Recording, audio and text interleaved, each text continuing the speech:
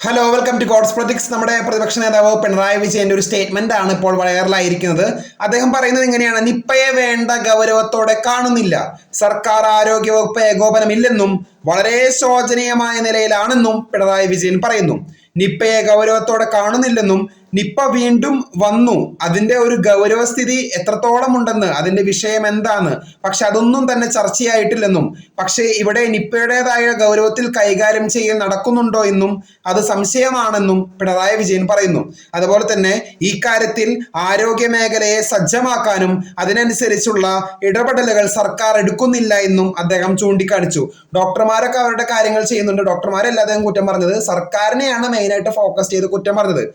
അദ്ദേഹം പറയുന്നത് ഇങ്ങനെയാണ്: ആരോഗ്യ മേഖലയെ സംരക്ഷിക്കുന്ന സർക്കാർ ഇതിനെതിരെ നിപ്പയെ ചെറുത്തു തോൽപ്പിക്കാനുള്ള നടപടി എടുക്കണമെന്നും അതിനുള്ള മുന്നൊരുക്കങ്ങൾ നടത്തണമെന്നും സംവിധാനങ്ങളെല്ലാം കെട്ടുറപ്പോടുകൂടി കൈകാര്യം ചെയ്യണമെന്നും അദ്ദേഹം പറയുന്നു. അപ്പൊ നിങ്ങളുടെ അഭിപ്രായം ജസ്റ്റ് ഒന്ന് കമന്റ് ചെയ്യുക. കൂടുതൽ അപ്ഡേറ്റ്സിനെ കാത്തിരിക്കാം. ചാനൽ ഇഷ്ടപ്പെട്ടെങ്കിൽ ഷെയർ ചെയ്യുക, സബ്സ്ക്രൈബ് ചെയ്യുക.